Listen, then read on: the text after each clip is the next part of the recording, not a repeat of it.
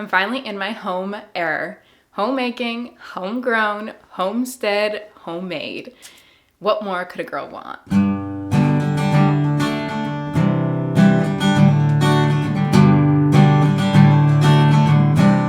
First, if you're new here, hit that subscribe button. I would be so grateful. But I gotta say, I really was looking forward to putting this post together because, again, like I said before, what more could a girl want? But to just jump right in, I want to talk about homemade, making foods from scratch.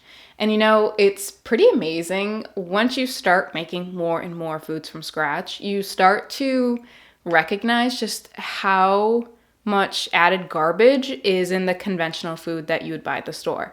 So for example, I started making mayonnaise from scratch and I was like, okay, condiments are supposed to be unhealthy. What is unhealthy about primarily olive oil with egg and a little bit of lemon juice, whatever.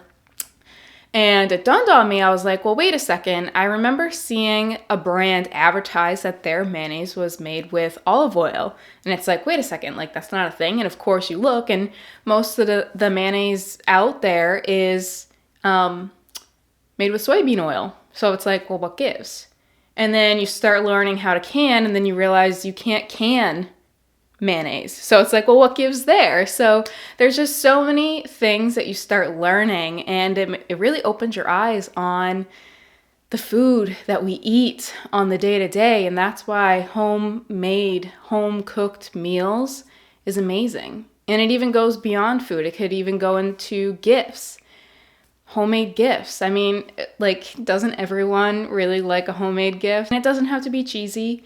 There can be an abundance of homemade things that you can make. And I did a post on different homemade Christmas gifts, and some of them might be more seasonal, but there's plenty of them. If you wanted to put together a birthday gift for someone or a gift for some other type of event, it could easily be done. Next up is homemaking, and I have so many resources on this. I definitely focus a lot on homemaking in my content, so I will put links to my top stuff in the description below.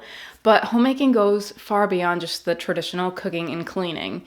If anything, it's more about providing a nourishing meal when the standard is just consuming for subsistence, or expanding my granny hobbies when the standard doesn't have time and opts for convenience, or supporting my husband's mission when the standard is individualism. Creating an authentic, warming, and welcoming environment when the standard is a picture-perfect house. Cleaning, not because it's a house, but because it's a home. Being a homemaker is so rewarding in so many ways, and if you're looking or thinking about taking that jump, I highly recommend it. I do have a full guide on unique qualities that would make a good homemaker, so you should check that out if you're trying to discern. But being a homemaker is so fulfilling, I can't even begin to describe. The next home era topic that I want to talk about is homegrown. And yes, that means gardening. So if you're a seasoned gardener and you have any tips for people that are just starting to get into it like myself, please leave them in the comments because it would be greatly appreciated. I know I just tend to wing things when it comes to plants, and I know I probably shouldn't, but I guess that's how I learned, so here we are. But there's just something so satisfying about planting something, having it grow, and then it produces fruit or vegetables, and you get to eat it. It's amazing how fulfilling that is. Homegrown stuff just tastes better too. Nothing beats on a nice summer day having a fresh tomato from the garden with a little bit of salt and pepper. It's just, if you haven't had that before, please do it.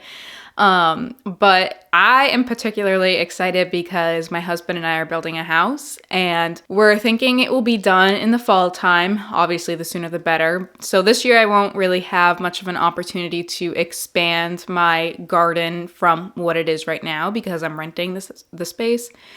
But I'm so excited for next year because then I can create garden beds upon garden beds, and it's like a blank slate. The whole yard will be my canvas, if you will.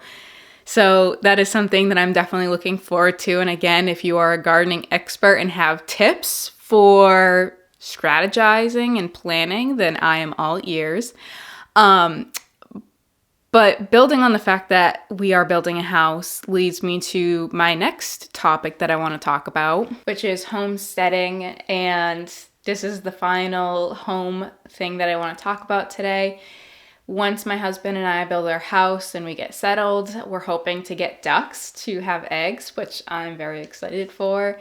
I know people who have ducks, and I know people who have chickens as well, and I think I would be more of a duck person, but if you feel like you feel strongly about chickens, then drop that in the comments.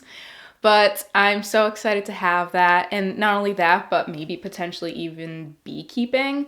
I go through a lot of honey. I enjoy it in my coffee or in baking and cooking and stuff. So the idea of having bees is definitely something that strikes my curiosity. But homesteading goes beyond just the livestock and the gardening. It's about being self-sufficient. It's about being resourceful. It's about what do you do with that abundant harvest of produce? Do you can it? Do you have another means of preserving it? It looks like getting crafty and doing different DIY projects to save money. Or it looks like doing things with your hands, like making candles or soap to save money. And not only that, but have items that aren't loaded with toxins. Homesteading is a lot, but it again is so rewarding. But that is all I have for you today.